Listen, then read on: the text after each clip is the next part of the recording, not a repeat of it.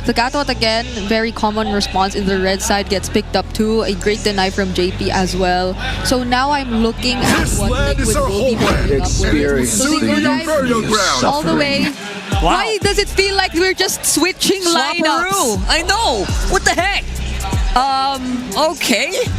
This is gonna be interesting. Obviously, you have. If this is the Eve. If this is the Eve, this was a gentleman's agreement, wasn't it? Obviously, they will not have the front line of the Gatot Gacha that is on the side of Aurora, so they will have to choose a different one. Chip is not banned here, Bri. Yeah, even the CC is getting snubbed. Even the CC is super late on the bans earlier. Yeah, it's... I think it was Blue 4 or Blue 5 ban. Yeah, but maybe that's one consideration that we can probably look at for Aurora. Do they want to pick up you as hero now? Earlier it kept getting banned. So now they actually pay attention to the CC. Speaking of which, finally we see it now. So far, Aurora's lineup is really looking very stable. Yep. The XP matchup, and I think it's very common to see the Lapu CC anyways. It's just a matter of how you're going to really execute the team fights. So mid lane heroes, we'll be looking at that heading into the second banning phase. Yes, very heavily here. Obviously, Zushin has not been banned, but also not picked up in the first three phases. What do you think about that, right? Zushin and Sand Kimmy rises when I give the word. So that's saying something about where the meta is headed here. It's like most of the tanks are getting picked up first. Yeah, and we're not seeing any mid lane bans either. They're going...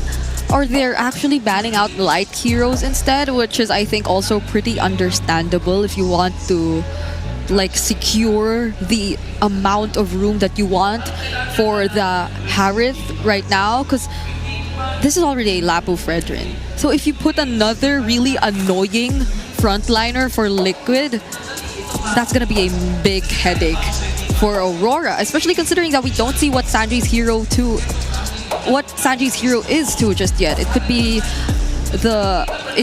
a mid laner that's also very reliant on positioning, and it could be a hyper carry mid laner as well, like a Kimmy. As far as the Kimmy, brought us here. They're all still open up to this point, but with the Novaria ban, what could they be considering? Okay, I think the common matchup in the mid lane was a Selena Among the planes exists the equilibrium, but they banned which I was made for. And Selena, by the way, has not really been seen since maybe day 3, I believe, or day 2 of the playoffs. So I'm not sure what they're thinking right now here, especially for the mid pick. But I think Rora needs a bit of a stabilizer as well, pretty similar to what the Eve was in that game number 1. That's open. That's still open. If they actually want to consider that. Only love and night are so everlasting. Sicilian. All right, that's an OG pick for Yue. Definitely wants to play at a very long range, and I think they also want to play a bit of a long game. Yeah. JP. Looking at what JP still might want to pick up here. If it's the roamer heroes that are still available, the Chip Kalea still there, but the AOG, I might not want to pick the Chip into this lineup that Aurora has. Kalea again keeps getting snubbed. Yeah. Hylos is there. What is up? Hylos is there though. It's a good front line, but I still think the Chip is a good pick here. Payback. Marshall's there that you're talking about. The charge. Hilda! Okay. But what's the jungler for Aurora? Oh, they left it for last, actually. Hayabusa's still there. I would not mind an assassin jungler in this matchup. I feel like you have to temper that mid game. But yeah. Yeah, maybe Baksh is not an option at the same time, so we are looking for a possible assassin for me. I might not be a legend, man. I cannot believe my ears and my eyes. Wow, welcome back, Mr. Barrett. Okay. I would have not expected this to actually come through. What? Barrett. And it's not a Barrett's accompanied by any kind of support. There's no Mathilda. It's just the Barretts. It's just the Barretts. So they're gonna go hand in hand with the Gatot Kacha, try to keep this front line, this back line alive rather. So it is going to be a big question of whether or not Tlph can bypass the Barats. This is so interesting. A Fredrin Barats matchup. What season is this? What season are we in? Oh my goodness, this is going to be a treat for the Barats mains for sure. But for the meantime, we're going into game number 2. Tlph is ahead. Let's throw it over to our casters. You know, that's the same question we were asking ourselves here on the desk. I said we're going to go through an evolution of the meta, game to game. Well, yes, what season is this? A Fredrin Bears Jungle. Oh, we are so back, and I bet you, Naisu, started to miss Homa, because you're a bit of a revisit to Daytona's welcome. But you missed Florida, huh? That's Yeah, okay, well, behind the scenes we were saying, okay, this has to be like a high, or maybe even an alpha. I like the Barats, but this means that Rora are playing around their magic damage. They're playing around the Sicilian and the Harith, which it makes a lot of sense that they'll both be getting the discounts so that they can get their items quicker. But Liquid, bro, they just need to build a bunch of Radiant armors and then they'll be okay. Let's see if Aurora can make this work. This is a very high risk, but Yue making it look rewarding because he is undefeated with the Sicilian. And this is once again a specialty Harith in the hands of Dolphin. So many teams in the regular season have done 100 different things to ban out this Harith, and here he ends up with it. Yeah. And that's why I'd say this is looking good. Like, if you go down to the draft, I don't know what people say about the Barats now. But this is already good, solid picks, New-Wave and Dominkai. That's the thing. It's so brand new and so old at the same time that people don't have strong opinions about it. You're not sure, you know? You're like, is it still good or not? Yo, man, if it wins, everyone's gonna say, wow, what a brilliant pick. If it loses, boo. Like, why'd you pick the Barats? But, you know, personally, I like it. So, let's see. As we're looking at the action of the big screen, from time to time, I encourage our viewers to look at the map. See how the laning is actually going between Dominkai and Oheb. Because this is what's gonna be one of the main determining factors whether or not Aurora will make this Barats in the jungle work. How well can Dominkai actually manage Oheb in the gold lane and win in the gold lane? First turtle's up. Something already happening here. Even kind of will start this up, but now it's probably easy to fight or to jump in. Here goes 40. Almost gets bit and hit with that deadness welcome. But Dominkai so quick on the retribution, securing that first turtle for the northern light. Sanford very low. Lights on him, gets that taunt. Oh. The airstrike by Sanji. A lot of damage on the Edward, popping that vengeance. Oh, now they're still trying to get away. Edward could be in trouble. He falls. Output King likes it. Light standing in the middle of 3. Little low, pops that concussive blast. Missile expert, not enough to displace Tlph. Rora gets to lick their wounds. Happy with that one objective. Okay, good thing King of the Philippines were able to balance things out with a kill, but yeah, Dominkai actually getting the Retribution battle win against Tlph there. Good thing that he was able to. But you see now, Liquid, even though they lose a turtle, they're not afraid to fight and re-engage. So Aurora, especially Light, needs to keep that in mind. UN needs to keep that in mind. And JP's still been super annoying for Rora to deal with. His positioning is at the Hilda is one of the reasons why they were able to get that kill eventually onto Edward. All right, take a look at the items too. You saw that you have about a couple hundred gold in favor for Dominkai in the lane you mentioned. Oh. Keep an eye on that. Now, look at this. Yeah. Again, there's the pressure you were talking about. Yeah, up top, Oheb got pushed back into the tower, and Dominkai was actually recall spamming in front of him, so we weren't able to see that on the big screen. But again, I encourage y'all, look at the map from time to time. Now, okay, good thing JP was able to... I feel like after that, that's when Oheb told JP, hey, I need your help here, join out. So now you see Aurora, especially like trying to get vision in the jungle. I'm pretty sure Dominkai knows that JP's hanging around here. He's fine. Light on his tail, flushes him out almost seemingly with instant reaction. Yeah. And they'll serve up this gold grab over to Dominkai. Very good start for that gold lane. Good block there actually by Light to stop Oheb from getting that. But then also Oheb got a fat wave. Still gonna be really close. No team can find a big win in the gold lane just yet. The EXP lane, it's gonna be another dead lane experience unless one of them actually really messes up. This turtle looks good for Rora. They're gonna start it up. BT is part of it. They might have to just force this fight. There's another airstrike. Sanji here, blasting away, cancels it. Oheb actually secures the turtle. How'd that happen? And now Yue blasted away with those bat impacts. And Demon Kite, no follow-through from the rest of the Northern Lights, all liquid. Light's in trouble. He's gonna go down here too. It's 1v4 Light. He'll fall. JP picking that one up. Again, JP on the Hilda, plus the fact that OHEB got the miraculous last hit using the Death Sonata. That was all liquid. And you see again the presence of this Hilda every time showing off in the back. Demon Kite was left alone there because Hilda just decided to go after you and Doming. I'm thinking when JP's utility will expire, and if that'll ever happen, oh my god! Doming Kite with Sanji and JP alone. OHEB not even part of the action.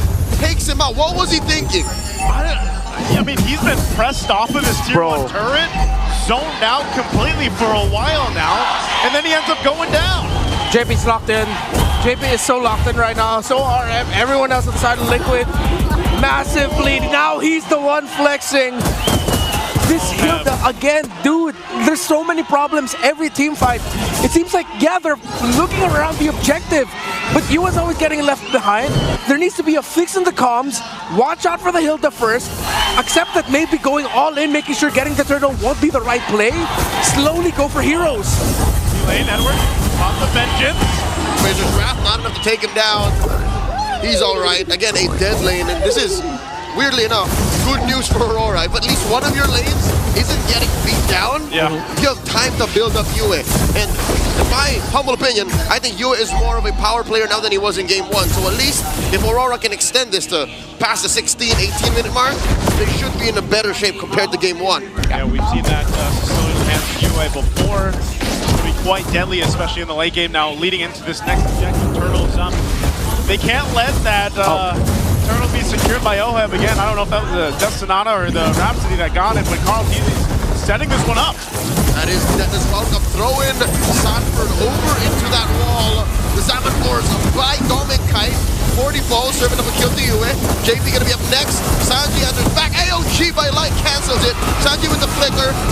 Razor's Wrath taking Doming Kite down. Carl? Down goes JP. Edward taking care of business. A good fight for Rora. Edwards jumping back up on the top side. He keeps OHEB out, but a good fight there. Abu Jinjing has had it. Yeah, perfect team fight split. Of course, Edward not giving up on the kill meant that they get a little bit more resources. Carl Teasy, a little shaky there. It looked like he would have gotten punished big time by Rora, but Sanji eventually came back to back him up. So now Rora can continue playing around that idea. See, they were going slowly, just a little bit for the heroes. Demon Kite was able to get that bite down onto Sanford. And then if they can continue to make sure that Sanford's the one taking the brunt of the damage initially, then they should be okay. Sanford has been doing well to keep Edward down, but Edward rotates out. And I think that's a small victory for Rora. That bottom lane, that expedite can take care of itself. Yeah. Now we're going into Doming Kite is ready. And I'm hoping that's where Rora is right now, because if you're waiting for US still, that's about 6-7 minutes out from now. Like, that is a non-starter if you want to fight now for this first war. At least in that case that Yue got a kill out of that, kind of help him seal up a little bit quicker here. They did go ahead and do that lane swap. Doming Kite now on this bottom side, trying to press this in, but he's going to have a whole lot to deal with. So can't exactly push the lane in or push that turret down, and they're going to lead into this next floor when it does come up. So it's up to Rora to kind of decide on how they want to play this out. Yep, Sanji is staying way back. He's actually floating around the orange side buff of Rora. I think he's providing space for OHEB, but Sanford's in trouble. Playing with a conceal, forcing Sanford out of defensive range. That's the first turn for Aurora. I guess I said they want to decide what to do. They got the turret. Yeah, I think that was the info. The fact that Sanji got into the orange buff without any vision at all, I think Liquid decided to just call, hey, I think all of them are just down there already in the lower portion of the map. So good thing Sanford was able to get away in time. And when you're going to look at Barret's and the Lapu Lapu, you're waiting for the timing of the Bravest Spider, the Raging Slashes, the CC immunity, a little bit of the Lapu Lapu should help avoid the initial wait. Oh, this is a fight. They're breaking out. Carl Deasy, the Vanguard for Liquid. It's a non-starter. Rora has to let go. They have to reconsider their options here. I was kind of surprised too that they were so up front, especially with Doming Kite. Feeling trying to going reset here, but now Edward could be in trouble. My God, Edward's got 3 on him. The dead is welcome. Throw him to the wall. The vengeance. Go! Swipe it away. Sanji with the salvos. And Carl Teasy survives. Light falls into the back line. 40 against 3. Rora can't fight with this front line wrecking lineup. Liquid, they woke up good today. The positioning of Sansan, the Vengeance came in actually perfectly for Edward. I thought they'd be able to get the punish, but the fact that Sachi, right at the very furthest edge of his feathered airstrike, still got the kill onto Edward. And then eventually Sanford coming through, readjusting so that the other members of Rora can clap back. This is why we were a little bit skeptical towards the Barracks. It was good, but still with a healthy hint of skepticism. Now as we look at the items, on the way to the Dominance Ice for the Lapu Lapu, already up to the Malefic Roar for the Granger, still very far away from the Holy Crystal for Dominkite's Harith, and that's the item that they need right now. It's crazy how it fell apart so fast for Dominkite. You know, he was winning that lane against Oheb, and then all of a sudden he's down at what, 2,000 gold. Oh. It's that bad. Yeah. It's that bad. He's got to go heal back up. I don't know, he's having a good time. When it comes to big fights, Rora just doesn't have enough utility. I don't know how Liquid's making this work, because you look at their lineup, the only real AoE CC they have is Sanford and Carldeezy. JP makes it look like he has it, but he's using damage as a threat to make up for that. Oh, conceal? JP looking to go hunting, jumps onto Yue, forcing that Bat's Feast. They take care of the Lord, and here comes Carldeezy. Feathered airstrike by Sanji. Surgical approach to taking that tier 2. Yeah. The fact that JP changed the trajectory of his walk, he used a second skill, I believe, on the minion, making it look like where Yue brought down his Bat's Claws, actually, the Sanguine Claws, would have caught JP. But JP was like, nope, I knew you know that I think I'm going there, so I'm going to go this way instead, setting up with the feathered airstrike for Sanji, stopping any responses from Rora. They're playing around with the utility that they have very well for Tlph. They find themselves now with a good lead at 6k up. They're going to put pressure on the purple, and they got it as well. So Demonkite, no buff here. Definitely having a hard time. I mean, it's not just that the Barrett is kind of slow to move on his own, but realistically, you're able to be kind of that front line, but then you also put yourself in the position to get the Daytonas on them off and try to make that work, but it's not working the way they want to. And I feel like a big part of that is because, again, it's Dominkite that's taken a lot of damage before a big fight even breaks out. So then his positioning is then at risk of that. Yep, in the heyday of Barats, there would always be a hero like a Matilda or a Rafaela to help in the positioning. Here, he's basically raw dogging that as well, because he's trying to get it in when Liquid knows it. Here it is. We just have to sidestep. We just have to move over here. It's a brute force Barrett. The fact that you have the Revitalize on the Gacha, theoretically, if everyone's just all clumped up, it'll work well for him. But wait, whoa. See, even this they can't deal with. Appraiser's Wrath right in your face. In comes 40. Sanji with the feathered airstrike, forcing his Alpha Force away from Demonkite. Dominkite too, but he's down. And these 3 members of Liquid are running through him. Down goes Light. Down goes Demonkite. And there's nothing Rora can do. Tlph saw the window and they took it. And they're already in the base, not even taking down the inhibitor. This is a straight on stampede. Edward, the only one left, push out of his own base. This is miserable. Oh, they're quite low. They'll clear out the minions. Edward, though, is he gonna fight? Edward, why? Not gonna survive against 5, not like this. He bought enough time, though. The turret still stands. But the Lord is up, so they'll reset, they'll make their way for the Lord. A lot of questionable decisions for the side of Rora. I know for them it's like, yay, cool, we got Carldeezy, but there's a massive deficit for you. If Carldeezy shows himself in the map like that, there's always at least going to be 1 or 2 members of Liquid nearby ready to swoop in. Bro, that's a brethren. He can take that damage. Questionable for Rora. He wants to take that damage. Yeah. And in the wake of that stumble, again, a wipeout. Rora, see another Lord go over to Liquid. I'd say you see the value in him. That's what Fredrin is. And with this, the Lord is secure. They'll get ready to go ahead and take down some of these base turrets of Rora's. Again, the lead has ballooned to 10,000. And honestly, Rora has not had an answer for anything so far through this game. Even when you look at, okay, what's the late game insurance policy? Is it Yue isn't there. I mean, he's got what, 2 items he's working on next. Doming finally gets his Holy Crystal, man. So they should be able to at least clear the waves of that.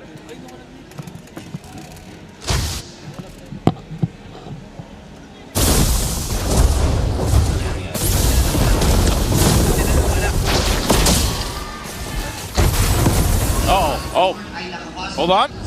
They do get a base turret. Base turret's gonna go down. The Lord is still being worked on here. So Rora's able to clear it out. 12,000 now for Tlph. They take the discipline route. They end up taking out this mid turret next. Tier 2 is gonna be the focus here. Sanford jumps forward. Now forward. Desperately trying to hold on to these turrets, but look at the feathered airstrike damage. Yeah, it hurts Too much. too much. Rora now have to pull a miracle, and at this point, Liquid, a night and day performance from what we saw from the last time we saw Liquid and Aurora go up against each other. Remember, going into this, Liquid has not beaten Aurora in a series. Now, 2 games in the best of 7 grand finals, they are just dominating Aurora. Demon Kite gets haunted here. Energy eruption working out. Over to you, Sanji gets blasted. Protocol is gonna be up next. Detona's welcome thrown into the wall. Looking light from the back line. Edward 2. The Vengeance pop. The AOG catches OM. In comes Edward. Down goes Carl Teasy. Where did this come from? JP getting chased down by Edward. Down goes Demon Kite. Demon Kite looking to swear vengeance for his fallen brother. Edward hunting JP down. Broken wall working out for him. 3 for 1. Oheb, former brothers, agents, now turned rivals. Oheb wins. And a back and forth. And it erupts here in the arena, but Rora might have found a little bit of life in that exchange. 100%. I'm not completely sure if it was the missile expert that brought Sanji in a very weird spot. Didn't expect that. Did not expect. He was not supposed to be there that close. Light and Edward came in perfectly for the gank, but they could not get Oheb comfortably. JP was spacing out very well for Oheb, but then Oheb eventually got that kill onto Edward after the clapback. Liquid now, I think that was a warning shot. Aurora are definitely back in this, while Liquid still hold a comfortable lead. Remember, there is already a Holy Crystal on that Harith for Dominkite. It looks like Tlph will still respect what Rora is able to do. They'll let Demon Kite go in and start that Lord. They're fighting for position here. Look at JP's positioning though. Keep an eye on him. Lord less than half health. The feather airstrike comes down. Silent force by Dominkite. He's got Sanford trained on him. Dominkite very low. Down goes Edward. Oh, it gets another. Carl Teasy taking out the equation. Light served up a kill. 40. Very low. Flattening mortality. Oheb wailing away. Dominkite, Yue and Demon Kite cutting their losses. No retribution for Liquid. It's on the gold laners now. And I think Carl Teasy needs to understand, like, with the damage already on that Harith, he can't be like the main front guy. But I think Liquid decided to commit that turn. They decided to go call for the hero instead. And now you see some very classic echo shenanigans of where Sanji is right now, very deep in. My question is, how long is he gonna hold that bush? Because the last time we saw something like this, it was held for like, what, 4 or 5 minutes all those years ago. Yeah, and not only that, but Leo mentioned this earlier on. He's backing? Especially with Yue on the Sicilian here, he's going to need plenty of time. Well, look at this, 313 stacks. Ooh. Almost at the 18-minute mark. That's why we're seeing the impact of those bad impacts now. God, look at this kill. 1 kill away from map stacks. 70 on the Sky Piercer. That means he's been getting all of his kills off after he got the Sky Piercer. Oh, yeah. Just pure value. Yeah, so even though Rora, you see them fighting very well, Oheb's not dying. And now the pressure is on the Dominkite and Oheb. It's really on them right now to mess up. Oh! Lucky with the fair airstrike, zoning Yue out. Flicker down, too. JP as well. Liquid cannot blitz this. They have to wait for the feathered airstrike to come back. Yeah, they're going to need that. And it was Oheb that grabbed that purple buff on Rora's side and half health here. Man-to-man defense like JP keeping Yue honest. Lord at a 10 of itself. Sanford with the Brave Spider. 7 force fight Dominkite. They're bursting down the Lord. Oheb secures. Immortality off of Sanford. Down goes Domink. Domink's gone and Edward's going to fall as well. AOG by Light does not find JP. The taunt on the Demon Kite. This is close to over. Nothing for Rora on the board. Down goes Sanji. Can Light Yue do this? The flicker from death.